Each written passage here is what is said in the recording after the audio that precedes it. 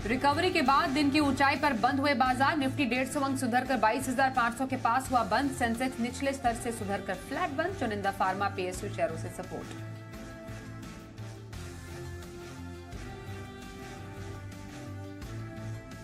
Nifty bank 363 अंकों की गिरावट के साथ 9 महीने के निचले स्तर पर 47,900 के नीचे बंद। अकाउंटिंग की गड़बड़ी से इंडसइंड बैंक 27% से ज्यादा लुढ़क कर निफ्टी का टॉप लूजर रहा।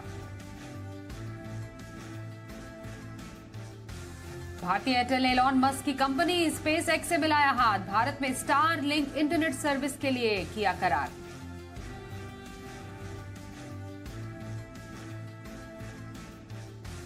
वोडाफोन आइडिया को लगा झटका। दिसंबर में गंवाए 17,20,000 ग्राहक। जियो ने करीब 39 लाख नए ग्राहक बनाए। एयरटेल ने करीब 10 लाख नए ग्राहक जोड़े।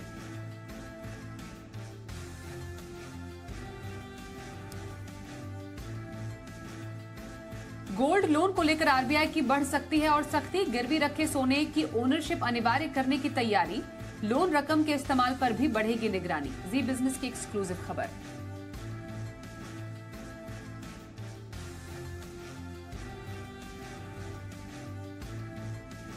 नमस्कार, बाजार आज और कल में आप सभी का स्वागत है। मैं हूं स्वाति रायना।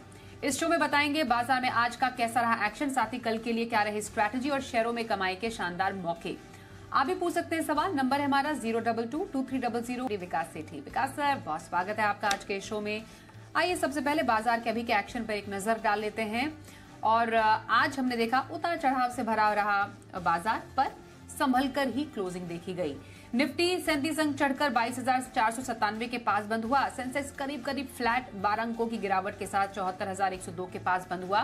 पर निफ्टी बैंक 9 महीने के निचले स्तर पर 362 अंक गिरकर 47,854 के पास जाकर हुआ बंद।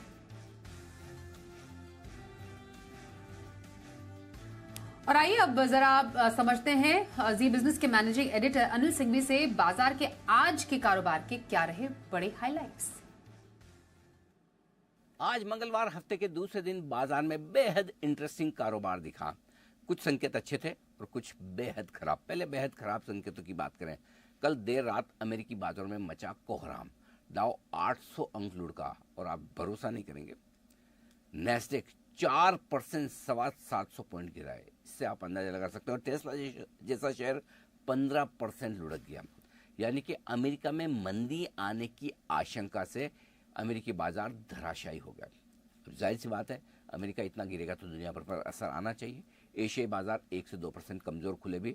हमारा भी रात को गिफ्ट निफ्टी 200-250 पर नीचे दिख रहा था।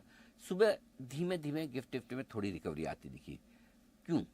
उसका कारण था हमारे अपने बाजारों का एक ऐसा ट्रिगर जो अब तक हमेशा नेगेटिव रहा है। उसके बावजूद आज बाजारों ने उस पर रिएक्शन दिया।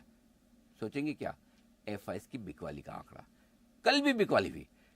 कल 90 पॉइंट निफ्टी नीचे गिरा था, 280 पॉइंट नीचे बैंक निफ्टी बंद हुआ था। उसके बावजूद बिकवाली कितनी थी कैश मार्केट में? सिर्फ 485 करोड़ की। और हाल ही के दिनों में एफआईएस की बिकवाली का यह सबसे छोटा आंकड़ा था। और कल जिस तरह से बाजार गिरा उसको देखकर लगता था कि ज्यादा बिकवाली होगी। और स्टॉक फ्यूचर्स भी उन्होंने मुश्किल से थोड़े से 1500 करोड़ के आसपास के बेचे। इसका मतलब क्या? बाजार ने यह सेंस लिया कि एफआईएस अब बेचने से हाथ रोक रहे हैं। तो एक तो हमारे लिए ठीक हो गया। अब आइए, अमेरिका इतना गिरा तो हमें गिरना चाहिए, लेकिन हमने सोचा कि नहीं, इतना ज्यादा नहीं। क्यों? क्योंकि भले ही अमेरिकी बाजार घटे हो, लेकिन उसमें हमारा फायदा। एक, अमेरिका की इकोनॉमी कमजोर होगी, मंदी होगी, तो दूसरी हमारी जैसी मजबूत इकोनॉमी की तरफ फिर से आएंगे एफआईएस। दूसरा, डॉलर इंडेक्स घटकर 104 के नीचे 4 दिनों से, तो जाहिर सी बात है कि वो इमर्जिंग मार्केट्स के लिए काफी बढ़िया है डॉलर इंडेक्स का इस तरह से कमजोर होना। कच्चा तेल $69 के आसपास है, जो हमारे लिए अच्छा ही है। ये सारे संकेत वो हैं जो भारतीय बाजारों के लिए पॉजिटिव है। तो बाजारों ने सोचा कि इस पर भी कुछ विचार तो करना चाहिए। खुले कमजोर, थोड़ा और नीचे आए, 22,300-325 के आसपास पहुंचे, सपोर्ट लिया। शुरुआती आधे पौन घंटे में, 1 घंटे में 22,300-400 की रेंज में ऊपर नीचे। उसके बाद जब 22,400 को पार करके निकले बाजार, पीछे मुड़कर नहीं दिखा। 22,525 तक पहुंचे और फाइनली क्लोजिंग 22,500 पर 35-37 पॉइंट के साथ ही। बहुत बड़ी क्लोजिंग नहीं हुई पॉजिटिव, लेकिन जिस तरह के मूड माहौल में थे उसको देखते हुए ये क्लोजिंग बहुत बढ़िया मानी जाएगी, इसमें कोई डाउट नहीं। क्यों? क्योंकि बैंक निफ्टी जो कमजोर बंद हुआ है 48,000 के नीचे, 47,700 पर सपोर्ट लिया, जो एक मजबूत सपोर्ट है। बंद भले नीचे हुआ बैंक निफ्टी करीबन करीबन 380, लेकिन ये और ख़राब हो सकता था क्योंकि इंडसइंड बैंक यहाँ पर कुछ अनियमितताओं की खबर आई है अकाउंटिंग को लेकर, जिससे 1500 से 2100 करोड़ के आसपास का नुकसान इसको दर्ज करना पड़ सकता है। इस खबर पर पूरा 27% इंडसइंड बैंक का शेयर टूटा है। जी हाँ, आप सही सुन रहे हैं, निफ्टी का स्टॉक 27% आज एक दिन में घटा है। उसके बावजूद बैंक निफ्टी का नुकसान कम और निफ्टी का ऊपर बंद होना एक बहुत बड़ा संकेत आज के ट्रेडिंग सेशन से मिला है, और वो ये बाजार घटना नहीं चाहता। खराब खबर पर बाजार रिकवर हो रहा है। खराब खबर पर जो शेयर खराब है उसे छोड़ दें, बाकी बाजार में खरीदारी होती दिख रही है, और ये संकेत बाजार ने बहुत अच्छी तरह से पढ़ा, और यही वजह थी कि कई सारे क्वालिटी मिड कैप शेयरों में आज खरीदारी लौटती हुई दिखी है, और मिड कैप इंडेक्स करीबन 0.5% ऊपर बंद हुआ। तो 3-4-5 दिनों से अच्छी मजबूती दिखाता हुआ पिछले हफ्ते जो काफी भागा था स्मॉल कैप इंडेक्स, वो कल और आज दोनों दिनों आज भी 0.5% स्मॉल कैप इंडेक्स में कमजोरी रही। लेकिन कह सकते हैं जिस तरह का ग्लोबल माहौल था और जिस तरह से इंडसइंड बैंक की खबर और कमजोरी थी, उसको देखते हुए भारतीय बाजारों के लिए आज बहुत बढ़िया राहत वाला ट्रेडिंग सेशन, इसमें कोई दो राय नहीं।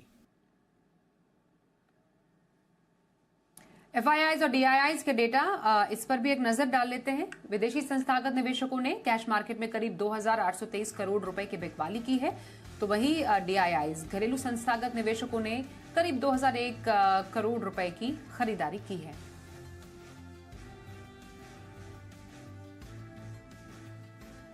आइए विकास जी के पास चलते हैं अब सीधे और उनसे बाजार पर उनकी राय जान लेते हैं। विकास सर, अमेरिकी बाजारों से हाहाकार से तो डेफिनेटली हमारे बाजार भी नहीं दूर रह पाए, पर हाँ, क्या आप इस क्लोजिंग को इतना बुरा मानेंगे? दूसरा, आने वाले दिनों के लिए क्या आप प्रिडिक्ट कर रहे हैं बाजार में? नहीं, बिल्कुल स्वाति, जिस तरह के मूड माहौल में हम आज सुबह खुले, कल अमेरिकी बाजारों में बहुत ही जबरदस्त गिरावट देखने को मिली। नैस्डैक 4% गिरा। यूएस में रिसेशन के जो फियर्स की बातें होने लगी, तो उसके कारण टैरिफ वॉर की चिंताओं की वजह से तो हम एक्सपेक्ट कर रहे थे बाजार में आज हमारे यहाँ पे भी एक अच्छी खासी गिरावट देखने को मिलेगी, जो हुआ भी। खुलते में बाजार काफी गिरे, बट उसके बाद हमने एक बहुत ही अच्छी रिमार्केबल रिकवरी दिखाई है, एक रेजिलियंस दिखाया है। और उसका जैसे अनिल जी भी बता रहे थे, 2-3 जो प्रमुख कारण है, एक तो यूएस में डॉलर इंडेक्स भी 104 के नीचे है, बॉन्ड यील्ड्स भी 4.25% के आसपास आ गई है 5% से, क्रूड ऑयल भी $69 है, तो वो सब हमारे लिए बेहद ही पॉजिटिव है इमर्जिंग मार्केट्स के लिए। तो जिस तरह से हमारे फंड्स आउटफ्लो होके यूएस गए, अगर वहां पे करेक्शन आता है या वहां पे दिक्कतें आती हैं, तो वापस वो फंड्स इमर्जिंग मार्केट्स में आ सकते हैं। तो उसमें इंडिया को be a major beneficiary, because यहाँ पे अच्छा खासा करेक्शन होया हुआ है। तो उन सबको देखते हुए मुझे लगता है बाजार में बहुत ज्यादा गिरावट बाकी नहीं है, और जिनको मौका चाहिए था खरीदारी करने का, उनको स्टैगर्ड रूप में अच्छी क्वालिटी के स्टॉक्स में खरीदारी करने की सलाह रहेगी। मुझे लगता है पहली जो तेजी होगी वो लार्ज कैप स्टॉक्स में होगी, बट लार्ज कैप के साथ क्वालिटी मिड कैप भी चलेंगे। तो स्टैगर्ड रूप में खरीदारी करने की सलाह है निवेशकों के लिए। ये रही बाजार पर आए विकास जी की तरफ से। विकास सर, अब पोजिशनली कहां पर ट्रेड रखने की सलाह रहेगी इस बाजार में? पोजिशनली आज मेरा पिक रहेगा डेटामेटिक्स, एक पसंदीदा स्टॉक रहा है। कल आज शायद 600 के आसपास बंद हुआ है, 640 के मेरे इसमें पोजिशनल टारगेट रहेंगे, 580 का स्टॉप लॉस रखना है। ये कंपनी आईटी और बीपीओ सर्विसेज के कारोबार में है, mainly data management, data analytics वगैरह करती है, और इसमें ये artificial intelligence, machine learning algorithms वगैरह यूज करती है। इस कंपनी की प्रेजेंस है करीबन 6 देशों में, जिसमें यूएस ही है, फिर ऑस्ट्रेलिया, यूरोप की भी कुछ कंट्रीज में है, और एक फंडामेंटली मजबूत स्टॉक है। इनके कई सारे प्रोडक्ट्स है, काफी पॉपुलर है, जैसे डेटा माइनिंग के लिए इनके पास प्रोडक्ट है, फिर आपके आर्टिफिशियल इंटेलिजेंस, बिजनेस इंटेलिजेंस के लिए प्रोडक्ट है, फिर हाल ही में इन्होंने माइक्रोसॉफ्ट के साथ भी कुछ एआई सॉल्यूशन प्रोवाइड करने के लिए करार किया है। फंडामेंटल्स बहुत अच्छे हैं, हाल ही में जो दिसंबर तिमाही के नतीजे है वो भी बहुत अच्छे थे। मुझे लगता है ये स्टॉक यहाँ से अच्छा कर सकता है। तो पोजिशनल टारगेट है 640, स्टॉप लॉस 580। ओके, तो डेटा मैट्रिक्स पर 640 के टारगेट, 580 के स्टॉप लॉस के साथ आपके लिए है खरीदारी की सलाह। लॉन्ग टर्म के लिए विकास सर, क्या पसंद आ रहा है आपको? लॉन्ग टर्म के लिए एक हाउसिंग फाइनेंस कंपनी को पिक किया है, पीएनबी हाउसिंग अच्छा लगता है, जिसपे खरीदारी की जा सकती है। 792 के आसपास आज बंद हुआ है। मेरे इसमें 9 से 12 महीने के टारगेट है 950 रुपए के। ये पीएनबी पंजाब नेशनल बैंक द्वारा प्रोमोटेड एक हाउसिंग फाइनेंस कंपनी है, जिसमें पीएनबी की अराउंड 28% हिस्सेदारी है। कंपनी कई सारे segment within housing finance, जैसे individual home loans, loan against property वगैरह में काफी एक लीडिंग पोजीशन पे है। और इनकी जो टिकट साइज है लोन की वो करीबन 27 लाख है, तो मेजरली ये अफोर्डेबल हाउसिंग सेगमेंट को कैटर करती है। और जिस तरह से सरकार का एक लक्ष्य है 3 करोड़ नए घर मोदी 3.0 में प्रधानमंत्री आवास योजना के अंतर्गत बनाने हैं, तो उसका भी एक बड़ा बेनिफिट इस कंपनी को हो सकता है। फंडामेंटल्स बहुत अच्छे हैं, कैपिटल एडिक्वेसी रेशियो और एट क्लोज टू 18.7%। फिर दिसंबर तिमाही बहुत ही दमदार थी, 483 करोड़ का पैट रिपोर्ट किया, जो पिछले साल दिसंबर तिमाही में 338 करोड़ का पैट था। Operating profit margin are close to 88%। मुझे लगता है ये स्टॉक अच्छा करना चाहिए। FISDAs भी 31-32% स्टेक ओन करते हैं, जिसमें जनरल अटलांटिक है, सिंगापुर आपके फंड है, टाटा म्यूचुअल फंड है। मुझे लगता है ये स्टॉक अच्छा कर सकता है, खरीदारी करनी चाहिए फॉर अ टारगेट ऑफ 950। तो ये रही लॉन्ग टर्म के लिए PNB हाउसिंग में खरीदारी की सलाह 950 के टारगेट के साथ। पहले कॉलर से बात भी कर लेते हैं। दिल्ली से नितिन जी, नमस्कार सर, सवाल पूछिए। मैम नमस्कार सर। सर मेरा सवाल है JP पावर पे 18 रुपए की मेरी खरीद है, 500 शेयर है मेरे पास, और ज्योति स्ट्रक्चर है 500 शेयर, 33 रुपीज खरीद है। काफी लॉस में है, मैं क्या कर सकता हूँ उसमें? कब तक का व्यू रखा है आपने? बस ये जब प्लस में आ जाए, थोड़ा प्रॉफिट हो जाए तो प्रॉफिट बुक करके निकल जाए। ओके 6 मंथ्स मान लीजिए। Okay ji Vikas sir, over to you. नहीं, देखिए ये जो दोनों स्टॉक आपने चर्चा करी, दोनों ही फंडामेंटली अच्छे स्टॉक्स नहीं है। और मेरी राय रहती है कि जो रिटेल इन्वेस्टर है उनको फंडामेंटली अच्छी क्वालिटी के स्टॉक में निवेश करके वेल्थ क्रिएट करने के बारे में सोचना चाहिए। ये जो पेनी स्टॉक्स होते हैं वो जब बाजार में सेंटिमेंट्स अच्छे होते हैं तो सब कुछ चलते हैं, और आपने ऊंचे लेवल्स पे इनमें एंट्री कर ली, हालांकि बहुत ज्यादा नुकसान में नहीं है, बट इनको समय लगेगा।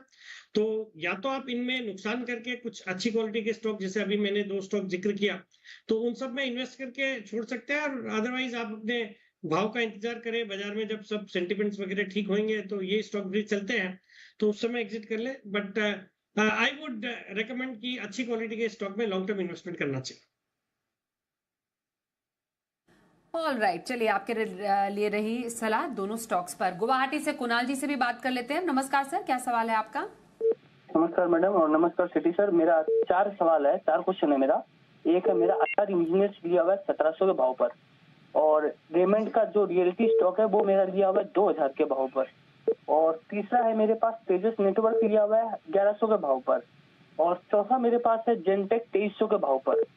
सर बॉटम कब बनेगा सर मार्केट का, और अभी यदि पैसा डालना हो कौन से सेक्टर में डालें कि महीने 2 महीने में हम लोग को 100-200% रिटर्न मिल जाए? सर बताइए, विकास सर बताइए। पहले तो आपके चारों स्टॉक्स तो मैं नहीं समझ पाया। एक तो आजाद इंजीनियरिंग मुझे ध्यान आता है, एक रेमंड, एक जेन टेक्नोलॉजीज, और तीसरा कौन सा स्टॉक था स्वाति? सर एक तेजस नेटवर्क भी है, सर एक तेजस भी है, तेजस नेटवर्क भी है। ठीक है, नहीं इन्होंने देखिए स्टॉक्स तो अच्छे चुने हैं, बट जिन लेवल्स पे लिए वहां से नुकसान में होंगे, बिकॉज बाजार में भारी गिरावट आई है, खास करके mid cap small cap stocks में तो 30-40% की गिरावट हमने आमतौर पे ही देखा है सब में। तो इन चारों स्टॉक्स में तो होल्ड करने की सलाह है। डिटेल्स में मैं चर्चा नहीं करूंगा, बहुत टाइम चला जाएगा। But Azad engineering, Raymond, Tejas network, Zen technology, चारों ही अच्छी क्वालिटी के स्टॉक है, इनमें बने रहिए। और जहां तक इनका क्वेश्चन था कि कुछ ऐसे स्टॉक बताइए जो 100-200% इन द नेक्स्ट 2 मंथ्स बढ़ जाएंगे, तो ऐसा तो कोई पॉसिबल है नहीं, होता नहीं है। बाकी मुझे लगता है बाजार में बने रहेंगे और अच्छी क्वालिटी के स्टॉक्स में बने रहेंगे, और ये भी टाइम चला जाएगा। अब हम, मुझे लगता है 85-90% पेन हमने ऑलरेडी देख लिया इस बाजार में, तो 10-15% के पेन के लिए अब तैयार रहिए अगर होता है तो। बाकी you never know, we might have already made the bottom. जिस तरह की रेजिलियंस हमारे बाजार दिखा रहे हैं, तो हो सकता है यहाँ से अब तेजी शुरू हो सकती है। तो अच्छी क्वालिटी के स्टॉक्स में इन्वेस्टेड रहेंगे और समय देंगे तो मुझे लगता है इनके पैसे बन जाएंगे। बिल्कुल सर। अहमदाबाद से अशोक जी से भी जान लेते हैं उनका सवाल। नमस्कार सर, पूछिए। हेलो, नमस्ते मैडम, सेठी साहब को भी नमस्ते। जी नमस्ते, सवाल पूछिए। जी हाँ, मेरे पास 3 स्टॉक्स है। एक तो मैंने अनिल जी ने जब इश्यू आया था बाजार स्टाइल का, तभी बताया था उन्होंने 400 के आसपास में, तब से मैंने उसको 1200 शेयर कवर किए, अभी मतलब 203 के भाव तक, अभी भी काफी कम हो गया है। तो एक तो इसके बारे में जानना चाहता हूँ। एक सेठी साहब ने GMR पावर के बारे में बताया था, तो वो मैंने अभी 70 रुपये में लिए थे। और बांको प्रोडक्ट्स, बांको। ठीक है। हाँ, ये 3 शेयर मेरे पास है। मैं लंबी अवधि का निवेशक हूँ और बांको प्रोडक्ट्स तो मेरी बहुत काफी पुराना, मतलब 70-80 के रेट के है। बाकी ये 2 नए लिए है मैंने। अच्छा, ओके, 70-80 पे बैंको प्रोडक्ट्स लिया है। काफी लॉन्ग टर्म के इन्वेस्टर है सर, क्या जी सर, ये तो बन पा रहा है? नहीं, बिल्कुल। पहले तो बधाई इनको, अच्छे लेवल्स पे जीएमआर पावर इन्होंने खरीदा और आज के बाजार में भी करीबन 30-35-40% के मुनाफे पे बैठे हैं, तो उसके लिए बधाई। और बाकी करंट लेवल्स पे भी होल्ड करना चाहिए। स्टॉक में काफी वैल्यू नजर आती है बिकॉज इनके पास पावर प्रोजेक्ट्स है। फिर इन्होंने स्मार्ट मीटरिंग सॉल्यूशन में भी कदम रखा है। यूपी से भी इनको एक बड़ा कुछ 7,500-8 हजार करोड़ का ऑर्डर मिला हुआ है। तो इस तरह की कंपनी, और एक अच्छी वैल्यूएबल लैंड बैंक भी है इस कंपनी के पास चेन्नई में, जो मोनेटाइज कर सकती है। तो उसके जब कभी ये होता है तो एक अच्छा ट्रिगर रहेगा फॉर सब्सटेंशियल अपसाइड। बाकी बाजार स्टॉक भी जिन लेवल्स पे अभी है, होल्ड करने की सलाह है। अच्छी क्वालिटी का स्टॉक है, हालांकि काफी पिट गया है, but I think he should hold on to. And bank of products में अगेन बधाई के पात्र है, बहुत अच्छे लेवल्स पे लिया, 5 गुना या 4 गुना अपने इन्वेस्टमेंट को किया है। बट यहाँ पे होल्ड करें, बाजार में जब रिकवरी शुरू होगी तो I think this stock would do well. तो यहाँ से अच्छे अपसाइड आ सकते हैं, तो होल्ड करिए। जी सर, ये रही आपके स्टॉक्स पर आए विकास जी की तरफ से। अगले कॉलर है भुवनेश्वर से श्री कृष्ण मोहंती। नमस्कार सर, पूछिए सवाल। नमस्कार मैडम जी, पूछिए सर। सेठी जी नमस्कार। नमस्कार। मेरा सवाल है, 2 आईपीओ मिला था, यूनिपार्ट्स लिमिटेड और स्टैंडर्ड ग्लास लाइनिंग, तो क्या करें? अभी तो बहुत लॉस हो रहा है। लॉस बुक कर, मैं तो लॉन्ग टर्म रख सकता हूँ, कोई दिक्कत नहीं। जी सर। देखिए, जहां तक यूनिपार्ट्स का सवाल है, ये तो अच्छी क्वालिटी की कंपनी है, आपको नुकसान डेफिनेटली हो रहा है, बट यहाँ पे होल्ड करने की सलाह रहेगी। और दूसरा जो स्टैंडर्ड ग्लास लाइनिंग आपने बोला, उसको मैंने एक्चुअली बहुत क्लोजली देखा नहीं, तो I would not be able to offer my opinion on this. Sir, तो चलिए, ये व्यू बन पा रहा है आपके स्टॉक्स पर विकास जी की तरफ से। एक ब्रेक का भी वक्त हो गया है और आगे हम जानेंगे ऑप्शन स्ट्रैटेजी, और हमारे साथ होंगे एक्सिस सिक्योरिटीज के राजेश पालविया।